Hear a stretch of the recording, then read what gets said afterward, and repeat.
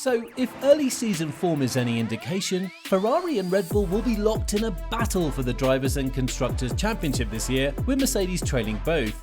However, as we approach the third race of the season, Red Bull boss Helmut Marko has revealed some details about the car that could cause issues for the team. So, what is Helmut Marko worried about, and are his concerns justified? Let's find out. Charles Leclerc of Ferrari won the season opening race in Bahrain earlier this month, throwing down the gauntlet to the rest of the field. Verstappen, who is forced to retire from the first Grand Prix, responded by defeating Leclerc by the narrowest of margins in the second race of the season. It's safe to say that Bahrain dampened the team's enthusiasm as the defending world champions, putting them on the back foot early in the season. After Saudi Arabia, however, not even the prospect of a bomb attack near the racetrack can keep him down for long. Max Verstappen won the race in Jeddah, and the RB18 has demonstrated that it is a car capable of successfully defending the World Championship. And Marko made another intriguing remark, claiming that he's relieved that the Red Bull's opponent in 2022 will be Ferrari and not Mercedes. It's a completely different atmosphere. Ferrari is like us. There is passion, there is emotion, sportsmanship and respect. And you can feel that in all areas. We have a competitive relationship, but with sporting rules. And that is not only noticeable with the drivers, but also in the technical coordination and design. You can exchange ideas with Ferrari. It's pleasant. Of course, in terms of the championship, he considers Ferrari to be the most formidable opponent in the fight for the world title. Furthermore, Ferrari has one of Formula One's super talents under contract in Charles Leclerc, and after a mixed 2021 season, the 24-year-old Monegasque appears to be back in top form.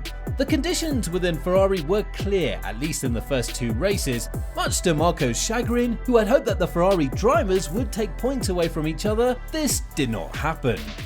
Last year, Sainz beat Leclerc, but this year Leclerc is in top form. That means we can't expect any support from Sainz. So it will be a situation like ours, when there is a very clear number one pilot. But, given their track record in previous years, there is no doubt that Ferrari will be the happiest of the title contenders. From the unofficial test in Barcelona to the checkered flag of the Saudi Arabian Grand Prix, the Scuderia has been pretty much a permanent fixture at or near the top of the timesheets with their challenger for the new F1 regulations. After a winter of upgrades and redesigns due to F1's new regulations, the Ferrari car appears to be among the best in the field, and Marko believes the Scuderia has a head start compared to the competition.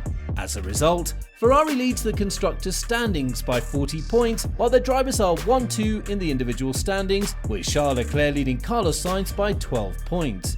However, those positions would not have been nearly as commanding if Red Bull had not suffered a double retirement near the end of the Bahrain GP, when Max Verstappen and Sergio Perez were forced out with similar issues, both of whom were set to finish in the top four.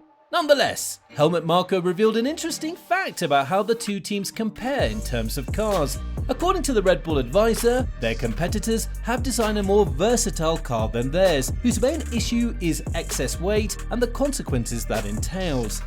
Ferrari has the most universal car. It's fast in all circumstances, with any type of tyre in any temperature from the start. Our car is too heavy. If you're 10 kilos over the minimum weight, that's 3.5 to 4 tenths of a second on a track like Saudi Arabia. Marko explains that their excess weight is a limiting factor because it forces them to spend money on lighter materials, which are usually more expensive and put a strain on the limited budget teams have to follow for 2022. Reducing weight means more expensive materials which are lighter, and you also have to make new parts. So the plan now is to combine the next big upgrade with a lighter build to stay within this financial framework. We can't build parts twice. But while weight is an issue, there may be a more pressing issue that Red Bull will have to address, one that will be difficult to solve now that we're racing. We have perhaps the more difficult car, a prima donna, but if you can get it right, the potential is there. In fact, this is a problem that Red Bull has previously encountered, with their 2020 car being particularly unstable. This issue was interestingly exacerbated by Max Verstappen's ability to quickly adapt to the way the car handled, making detecting the problem and selecting the correct development path difficult. Last year, Red Bull's technical director Pierre Wache described the issue. We started that year not far off Mercedes, then we had a massive down in the middle of the season before coming up again. Clearly we went in the wrong direction and we recovered. That's where we missed something in our analysis in terms of development direction. The car had a characteristic which Max liked and which allowed him to go faster, and so as we went further down this path his lap times would improve. But it brought with it some instability on entry, and eventually you come to a point where that is the limiting factor and you cannot go any faster. It also made the car very difficult for the other drivers.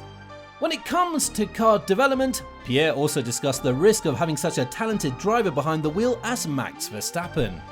It's ironic that in 2020, Max's talent was a contributory cause to the problem we had. He has an ability to control this sort of instability that would be impossible for some others. We know that sometimes making a car on the edge in this way can create a quicker car, and you don't realize you went in the wrong direction because you're still extracting more lap time from the car. But you don't realize at first it's only because he has so much talent.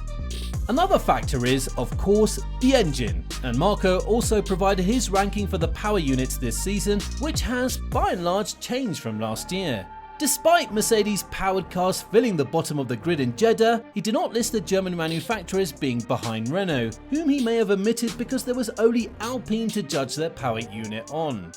Ferrari are ahead, Honda, or rather Red Bull powertrains, are second, and Mercedes unusually only third. Ferrari have an advantage, especially in electrical power, and that's where we hope Honda will follow suit. Chassis-wise, Mercedes have the most bounce. You can see that in the braking zone, how Hamilton's head wobbles back and forth. But I also think it's a question of time. If they can get rid of that, they can go to fine-tuning. Indeed, there is no denying that the two-way battle for the championship could quickly turn into a three-way one. With Mercedes suffering from porpoising, which newcomer George Russell described as accounting for 99% of their problems, it may only be a matter of time before they return to the fold. Mercedes Chief Technical Officer James Allison stated in the team's post-race debrief video that resolving the porpoising issue will be critical to the team's championship fate. In the coming weeks, and with massive pressure on us to make sure we deliver this quickly, we will find improvements that get on top of the bouncing while not throwing away the underlying performance of the car in order to do so. We can't afford to wait to deliver those solutions. We're hard at work back at the factory to find them, make them, get them to the car, and enjoy the benefits of them. Hopefully start to realise some of the inherent goodness that we've built into this car, which should put us back where we want to be at the front end of the grid. In fact, Allison set an optimistic deadline for the team's return to form, suggesting that it could happen sooner rather than later. All of those solutions are within our compass to deliver. Yes, it's challenging, but after actually winter testing, I feared worse, and actually I think the performance improvement we managed to deliver from winter testing to the first race, while perhaps not visible to the fans, and perhaps not reassuring to the fans, is reassuring in-house here at the team. What we have ahead of us, the way in which we're approaching the problems, the way in which we'll bring solutions also gives me comfort that we will get back to a competitive car quite swiftly and we'll be able to pursue the objective we have of championships.